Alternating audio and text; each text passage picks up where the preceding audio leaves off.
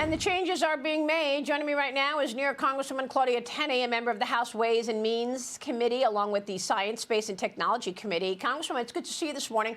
So much to talk about. Is this Yes. change something that you believe will have an impact? Yes, I do. And as a founder of the Election Integrity Caucus, because of my odyssey in 2020, where I was winning by 48,000 or 28,422 votes, spent 100 days in court and found all the election harvesting and all the irregularities with the pandemic election and what the Democrats were up to. That's why I formed the caucus. Actually, President Trump is an honorary member.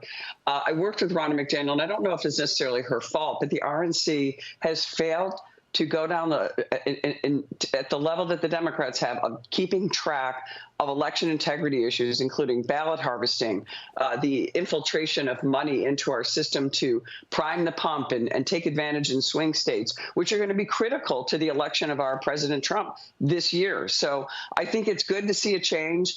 We have excellent election lawyers out there and people paying attention. The donors of R&C need to know we need to put the kind of resources into these election integrity issues that the Democrats are using to undermine our election integrity. So I think change at the top is going to be good. I know Ronna is, I know her personally. I know she tried to do her best job. But right now, we are in a new era of malicious prosecution, of the attempts by the Democrats to really undermine our election. They talk about democracy. It's all projection. They are undermining our democracy, the sacred right to vote every single day. And it's time that we get on top of this or we're not going to win this election, no matter how bad Joe Biden is. Well, I'm glad you said this because this is really important. And I asked Trump all about this. I kept saying to him, what are you doing to ensure a fair and free election in November?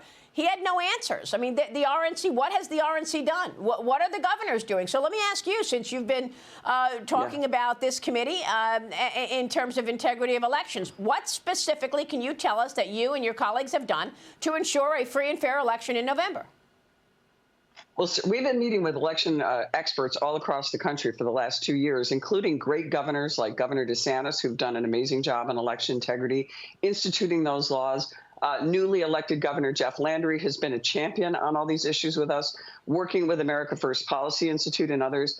And we have actually gone around the states and given them model legislation. How do you change this? How do we protect ourselves? And how do we get boots on the ground? The reason that Florida is actually now a red state is because of the women's Republican groups that did a campaign called Heels on the Ground. They went around the country and around the state and they registered voters. And not only that, they made sure that our Republican voters voted in the elections and made sure we had one citizen, one vote. We are doing a lot of problems in New York State, for example. That's a state that President Trump's probably not going to win. But we are fighting this with lawsuits. We just won a next stage of an election fighting off non-citizen voting. We're working on this all across the country to make sure that illegal immigrants and people who are not citizens aren't registered to vote, but also to make sure that we return to this sacred right to vote, that every citizen realizes if we're going to be self-governing, we have got to put in, we've got to put in our votes and we've got to cast our ballots. And that's the mission President Trump needs to lead if he wants to win this election. And we've got to focus on the swing states. That's what this election is going to come down to.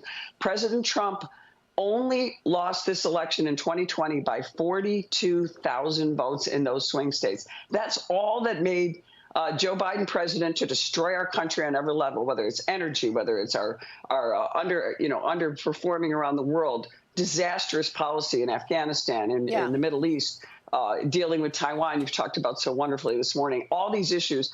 We could end that if we get our people out, motivated, and R&C can play a principal role. They were outnumbered 10-to-1 in spending on this vote ballot initiatives compared to the Democrats. So that's where we have to fight this battle. Well, I'm really glad to hear all of this from you because we don't hear this a lot, and it's a really important issue. And by the way, you just went through Joe Biden's term. That term is what Gavin Newsom's calling an extraordinary 3 years, by the way. And when you look in San Francisco right now, you talk about illegals voting. You know that in San Francisco, they just swore in a Chinese citizen to be on the board of the San Francisco Federal Elections Commission. OK, so she can't vote in America. She's Kelly Wong, but she's on that board. She's going to be overseeing the elections in San Francisco. Unbelievable. Yeah, it's incredible. And I heard you, I think you had Gordon Chang on earlier and in your fantastic show that you always put out. Look, this is critically important. China is undermining us. They're going to use TikTok. They're going to use every social media device, every tech device. We saw this AT&T outage recently. All these things, China's going to do everything they can to undermine an election, because guess who China wants to be the president? A feckless, compromised, corrupt Joe Biden. They want, like Putin endorsed Joe Biden. We are only going to take back this country, and we are the only shield, the very narrow majority we have in the House of Representatives, and our ability to take back the presidency and hopefully the Senate.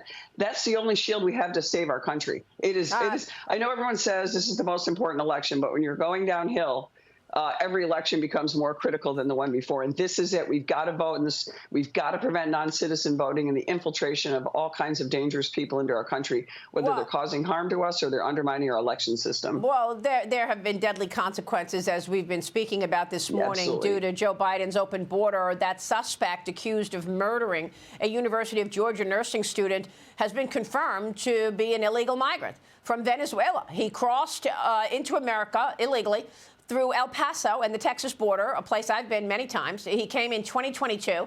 He was then put on a bus to New York City, Congresswoman, okay? He was arrested a year later in New York City while working as an Uber delivery driver for child endangerment. That was the charge when he was arrested in New York.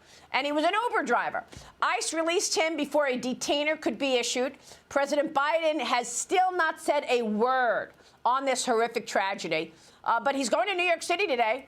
He's not going to deal with the migrant crisis in New York City, which Mayor Adams is getting overwhelmed by.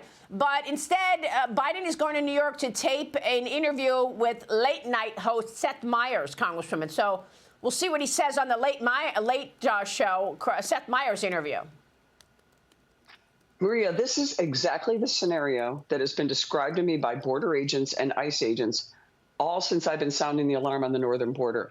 And it's the New York laws that are causing this inability of the ICE agents and the Border Patrol to actually have detainers, a 48-hour detainer under federal law to hold them. But New York law undermines that federal law because they require them to let them go under the cashless bail system. They allow them to go because we are not able to hold migrants. And the other critical thing, the green light law in New York prevents sharing of information from the Department of Motor Vehicles and other agencies with ICE and Customs and Border Patrol and with our local police. This is exactly what the 9/11 Commission, their findings were. This was described to me by border agents, said, look, we had a mission to have interoperability between our police, sharing information.